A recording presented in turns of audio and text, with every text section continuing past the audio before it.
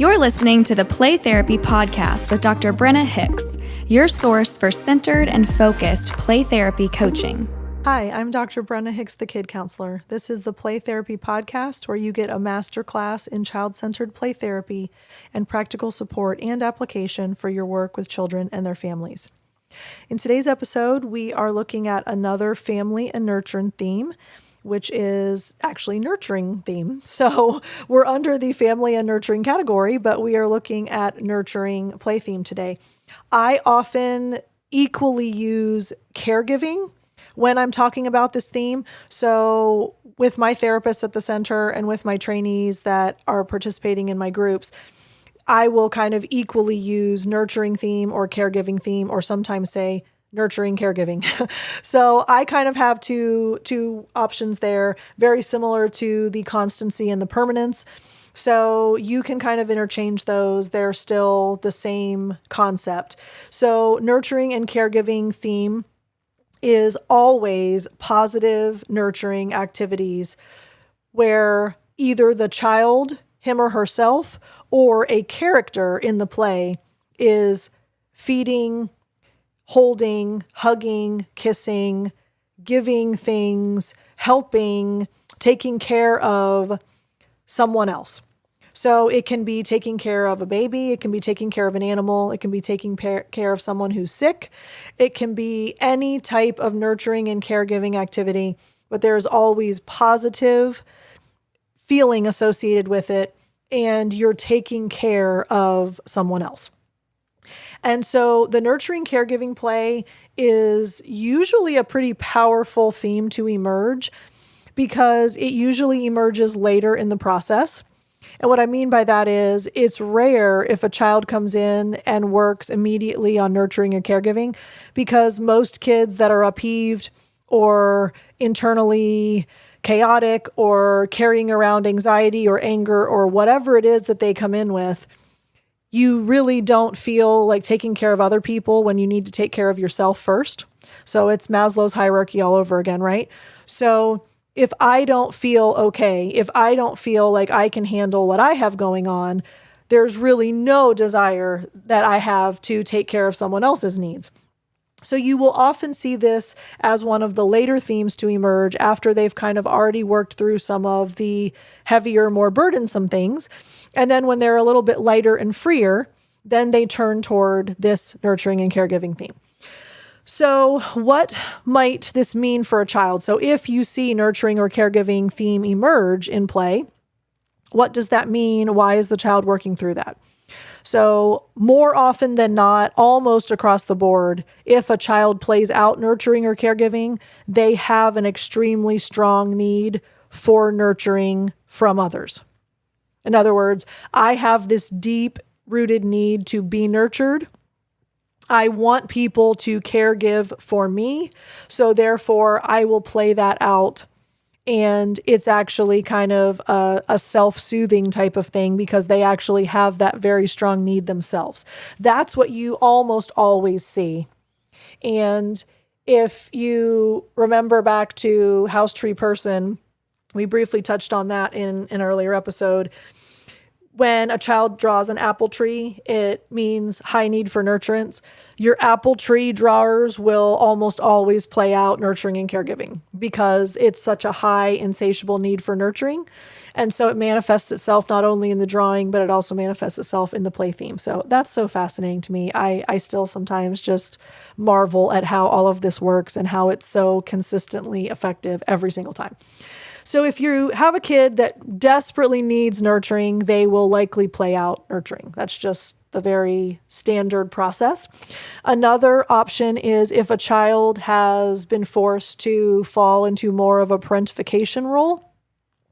So in other words, they have been told they have to take care of their siblings. They have to help do the bottle. They have to help change diapers. They have to watch their kid while mom and dad go in and do something, their kid, brother or sister or whatever. So if the child has been parentified, they realize that their normal is they get acknowledgement and acceptance and they're valued by taking care of people. So they think that in the play therapy room, it would be the same.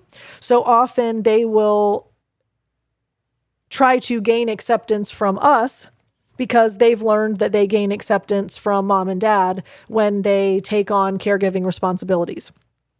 So that will typically unfold that way. Every once in a while, you'll see a kid actually try to take care of you. So they will nurture and caregive toward you as the therapist. And again, that's almost always when kids have been parentified and they've already been put in those nurturing and caregiving roles prematurely. Another option is they deeply feel that they are missing that nurturing and caregiving. And so they identify with someone that needs nurturing and caregiving, often infants and babies or young animals. And they essentially regress. So they put themselves back in a more infantile state or a regressive state where they are dependent on other people. So obviously, if you put yourself in a fetal position and you curl up and you act as if you're a baby, you need someone to nurture and caregive for you.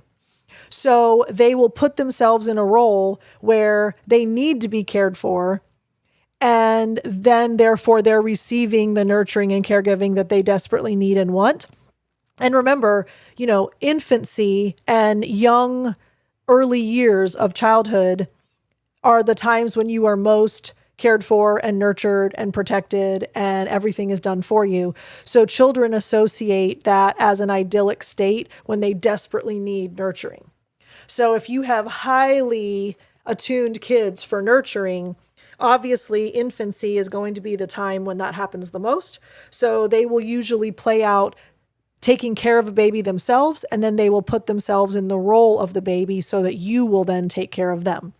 I have a little girl right now. She almost always becomes a puppy, and the puppy needs to be fed, and it needs water, and it needs to have a bed made for it, and it needs to be able to go out, and then it needs to go to the vet. And so I have to be the caregiving pet parent, and then I have to be the vet that makes the dog healthy again, but it's always a puppy that is in desperate need of nurturing and caregiving.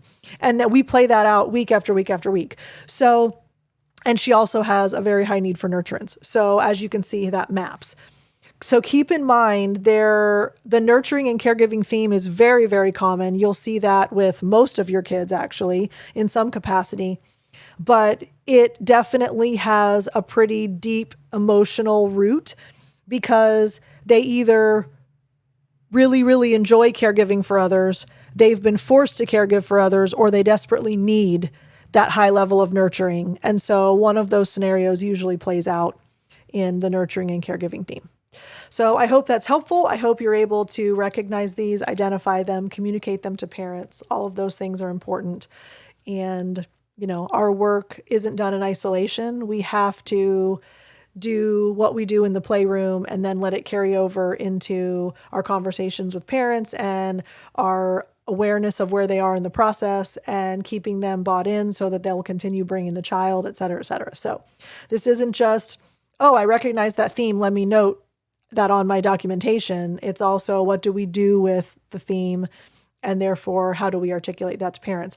Here's my caveat though. I don't want you to get caught up in, I have to get really good at identifying these themes so that I can then allow that to inform my clinical decision-making. As child-centered play therapists, we change nothing regardless of why the child is playing something out. So if a child plays aggressive theme, if a child plays good versus bad, if a child plays nurturing, if a child plays separation, if a child plays whatever, competence, you throw out the theme, we do nothing differently. We might mentally go, ooh, here's a new theme. We might mentally say, oh, wow, they didn't play that theme out today. Maybe we've wrapped that up. We certainly want to communicate to parents what's going on thematically, but we as child-centered play therapists do nothing different. We don't deviate. We don't allow it to inform anything. We don't allow it to change anything. It doesn't direct us in any new plan. there is always an adherence to the child-centered model, even when we identify themes. So I don't want there to be any misconception. We're not figuring out themes because it's going to change our treatment planning. It's going to influence what we say or do. No, we always, absolute on purpose, fall back on the child-centered tenets, the philosophy, the foundation, the pillars, everything we've learned. All we use themes for is knowing where we are in the process and what we're going to say to parents. Those are the only reasons we care about this. So don't get caught up in themes then influence XYZ. No, they don't. We stay true to CCPT always. And then we use this just so that we have a sense of shifts and progress and how to communicate to parents. So I hope that's helpful. We are about halfway through the family and nurturing themes, so we're getting there. One of these days, we're going to have covered all the themes, and you all are going to be theme masters, so this is going to be exciting. Thanks very much for your time each week. I'm grateful to spend a little bit of each week with you. I'm grateful that you listen. I'm grateful that you email me, Brenna@thekidcounselor.com. I'd love to hear from you. We'll talk again soon. Bye. Thank you for listening to the Play Therapy Podcast with Dr. Brenna Hicks. For more episodes and resources, please go to www.playtherapypodcast.com.